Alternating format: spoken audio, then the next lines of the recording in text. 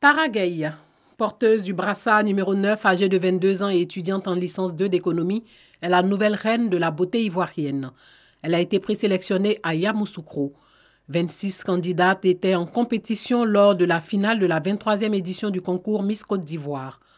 Du haut de ses 1,78 m, Gueye succède à Sui Fatem.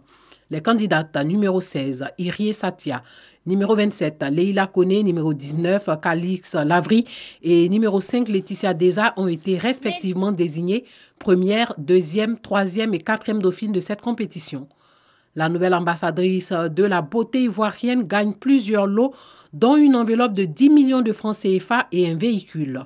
Au-delà de ces récompenses, elle a reçu une enveloppe de 3 millions de francs CFA de la première dame Dominique Ouattara.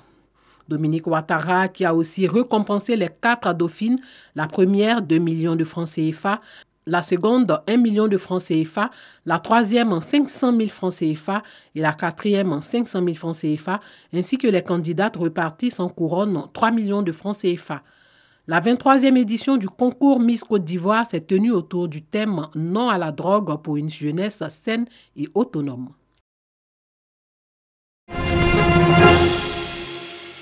Il est 2 h du matin ce samedi 1er juin. Un troupeau de plus de 400 bœufs est conduit en salle pour être abattu. Acteurs principaux de la chaîne d'abattage des bovins et de petits ruminants, les chevillards ont repris le service à l'abattoir de Port-Bouët après plus d'une semaine d'arrêt de travail. Cette reprise fait suite à la suspension temporaire par le gouvernement de l'application des nouveaux tarifs ainsi que les taxes d'abattage et d'inspection sanitaire pour une période transitoire d'1 mois. Nous profitons de l'occasion pour remercier son Excellence, Monsieur le Président de la République, de nous avoir écoutés. Et nous félicitons le Premier ministre d'avoir pris une décision aussi courageuse. Les acteurs de la filière viande invitent les bouchers au respect du prix du kilogramme de la viande, comme par le passé. Mes frères bouchers, je vous demande de respecter l'engagement que nous venons de prendre devant les autorités. Les Ivoiriens peuvent aller s'approvisionner à l'abattoir et partout dans les 10 communes d'Abidjan. Le prix du kilo de viande ne va pas augmenter. 2 000 francs à l'abattoir, 2 200 dans les autres communes, 2 300 dans les communes reculées. Nous allons mettre un système d'information dans les marchés pour informer la population de toutes les évolutions du prix de la viande. Un groupe de travail a été mis en place en vue de proposer au gouvernement un tarif d'abattage consensuel dans un délai d'1 mois.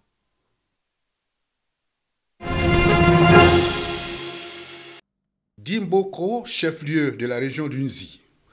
La ville est en effervescence depuis mercredi et ce, jusqu'au dimanche, du fait des activités du festival du tourisme dénommé Festourdim. Dimboko est une ville historique, une ville de mémoire, une ville coloniale qui n'a rien à envier à Bassam ni Bingerville, une ville qui à elle seule a vu passer 3 présidents de la République de Côte d'Ivoire.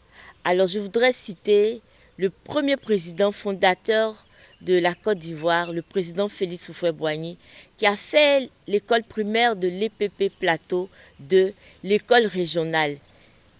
Et après lui, nous avons le président Bédié et enfin notre président, son Excellence, M. Alassane Ouattara, qui a fait aussi les cours primaires dans cette école qui porte son nom. Aujourd'hui, le groupe scolaire est appelé EPP Alassane Ouattara. Les étudiants de la filière tourisme des grandes écoles de formation d'Abidjan participent à cet événement qui est à sa 8e édition. Les sorties participent même à la formation des étudiants. Nous faisons la théorie en classe et puis les sorties permettent aux étudiants de mettre un doigt, d'apprécier la réalité de ce que nous disons sur le terrain. Nous sommes arrivés avec un groupe de 214 étudiants. Ce qui m'a marqué, c'est le cimetière des martyrs. Après cette visite, nous devons parler de Dimboko à tout le monde entier pour que vraiment le tourisme à Dimboko soit plus développé. Cette visite nous apporte beaucoup de choses au niveau de la connaissance surtout et interpeller aussi le gouvernement à développer le tourisme en Côte d'Ivoire. ces sites touristiques, il ne faudrait pas que ça soit délaissé, il faudrait que ça soit encore plus amener les Ivoiriens à aimer le tourisme. L'édition 2019 a connu des innovations, dont le sport avec le cross populaire qui a ouvert le bal des festivités. Le lundi 27 mai dernier, des affrontements ont éclaté au sein de certains établissements scolaires d'Agboville, dans la région de l'Agnébi-Tiassa. Ces violences ont fait 5 blessés et d'importants dégâts matériels. Face à cette montée de la violence, les imams ont profité de la nuit du destin pour inviter la jeunesse à cultiver la paix et les parents à s'impliquer davantage dans l'éducation de leurs enfants. Quel honneur vous avez eu? Rien. Depuis que vous êtes en train de faire. Vous vous mettez vous-même en retard et vous mettez Agboville en retard. Depuis CP1 jusqu'au terminal. Ton voisin Abel, ton voisin Baoulé, ton voisin Bété, c'est ton voisin, ton frère même. Pour le préfet et les opérateurs économiques de la ville d'Agboville, la paix est indéniable. Ces derniers temps, nous avons vécu beaucoup d'affrontements entre jeunes. Et ce soir, nous sommes venus pour appeler les uns et les autres, toutes les communautés, à vivre en paix. L'imam a dit que cette année, la cohésion sociale doit être notre pain quotidien. Ce que nous demandons à la population d'Agboville, c'est de pardonner et d'accepter les autres. Et je pense qu'à la sortie de cette nuit, les uns et les autres vont comprendre qu'ensemble, on peut faire quelque chose de bon. À Abidjan, dans la commune de Koukoudi, l'imam Balo partage le même message de paix comme valeur de l'islam. Nous avons beaucoup prié pour le pays et puis pour la société aussi. Et nous avons parlé aussi à la jeunesse aussi. Quand tu es jeune, tu as beaucoup de choses devant toi, c'est de prendre un bon comportement. La nuit du destin est la 27e nuit du mois de Ramadan. Cette nuit vaut 1000 mois d'adoration. Une nuit d'une haute importance pour les musulmans, au cours de laquelle le rappel, la prière et le partage sont doublement récompensés. Il n'est jamais trop tard pour apprendre.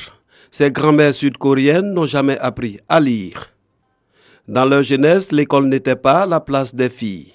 Lorsque ma mère a essayé de m'envoyer à l'école, alors que j'étais encore jeune, mon grand-père a insisté sur le fait que les filles comme moi n'avaient pas besoin d'éducation. Que ferais-tu avec cette éducation? Disait-il.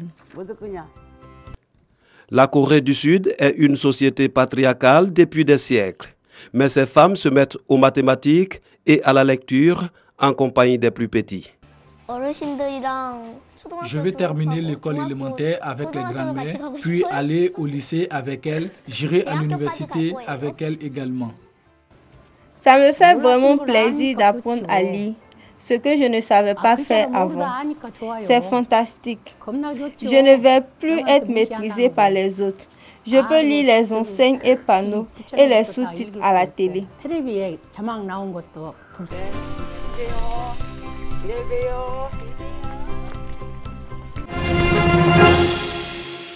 Liverpool. 14 ans après leur dernier sacre en Ligue des Champions, les Reds ont emporté samedi 1er juin leur 6e titre en C1. Liverpool a ouvert le score au bout d'1 minute 48 secondes sur un penalty de Mohamed Salah obtenu grâce à une faute de main de Moussa Sissoko, 1-0. C'est le but le plus rapide marqué lors d'une finale de Ligue des Champions depuis Paolo Maldini et son but au bout de 50 secondes au cours de la rencontre AC Milan-Liverpool le 25 mai 2005. Origi a ensuite asséné le coup de grâce sur un corner accordé par Danny Rose sur une frappe croisée parfaite, 2-0. L'image de Liverpool brandissant la coupe de la Ligue des Champions fait oublier les 6 finales de C1 perdues.